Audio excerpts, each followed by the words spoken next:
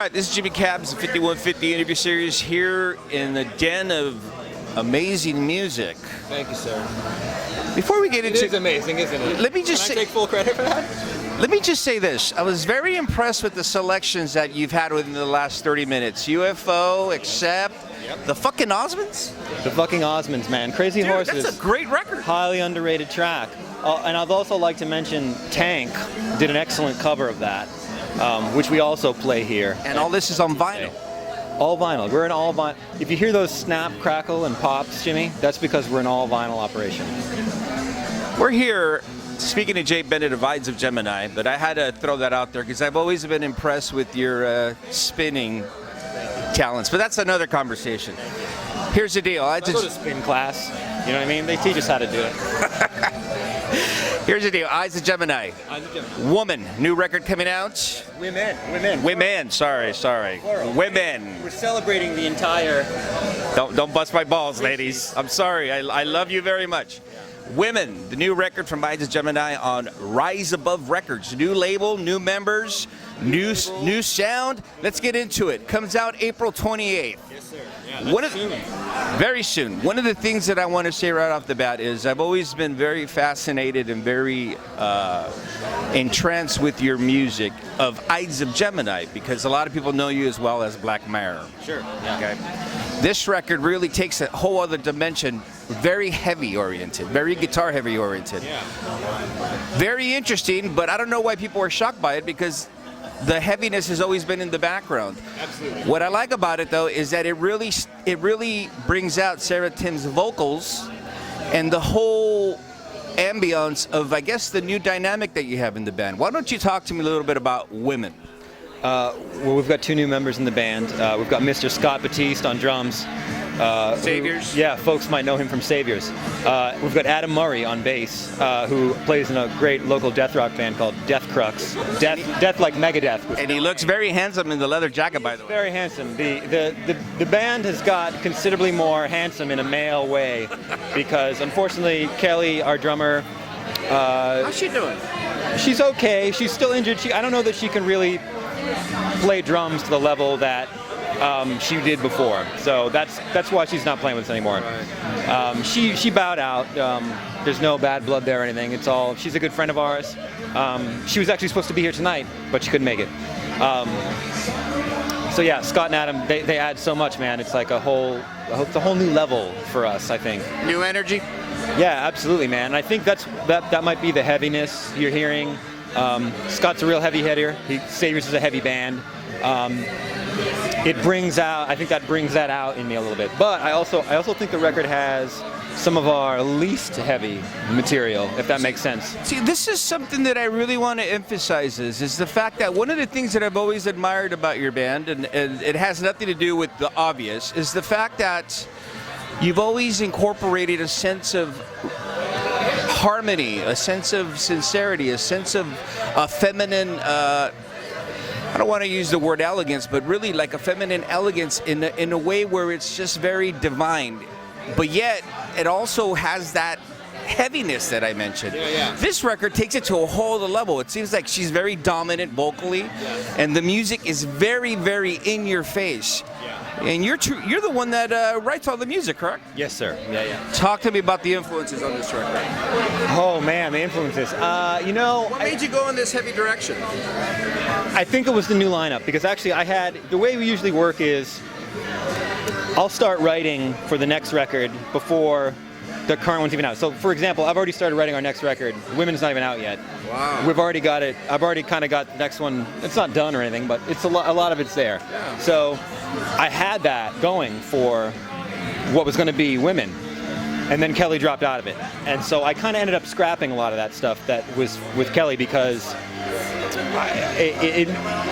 having Scott and Adam in the band kind of took it in a different direction. I felt inspired in a different way. And that's what you're hearing, I think. That heaviness is coming out, but also you're hearing, I think, there's some, a little bit of gothic rock in there. Can we say that? Of course. One of the rad things about Ides of Gemini is that it really feeds the whole eclectic dimension of what you're looking for.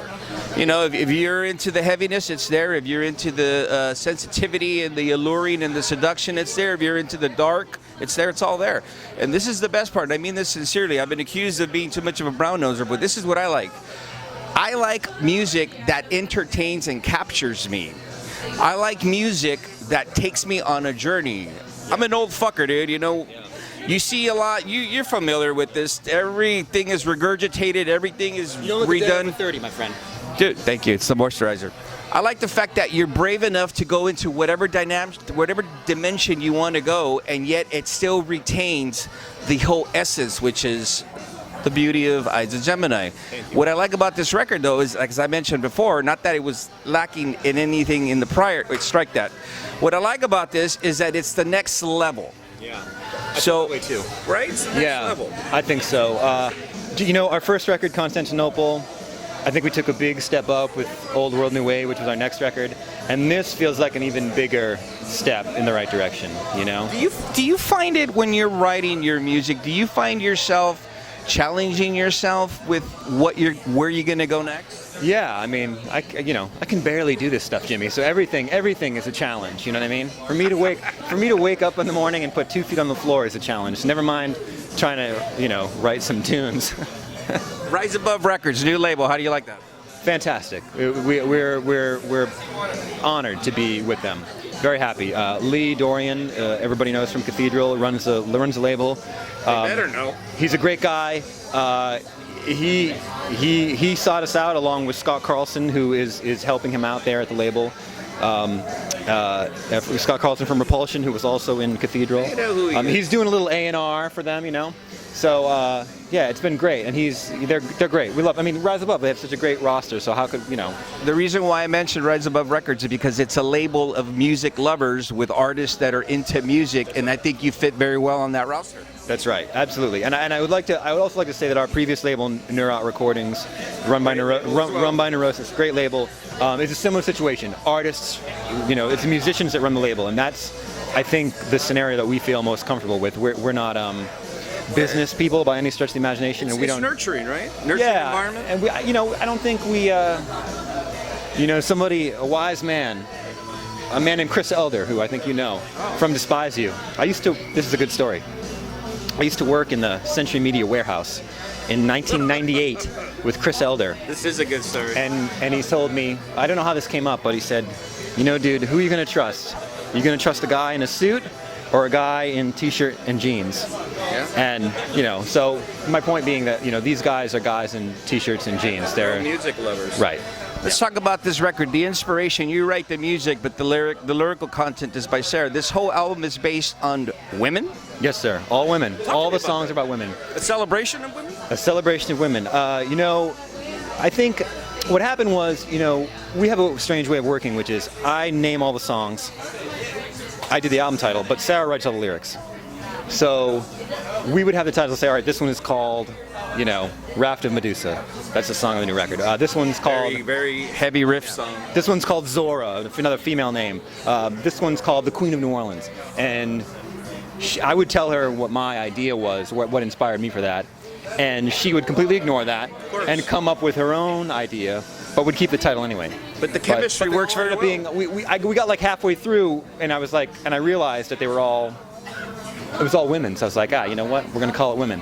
I think and I mean this sincerely. I'm not, because I'm known for my immature behavior sometimes. I mean this sincerely. I think that is another step towards, in this day and age, really taking it to the next level as far as coming out a band of men with a lead vocalist who's a female and standing point and celebrating women.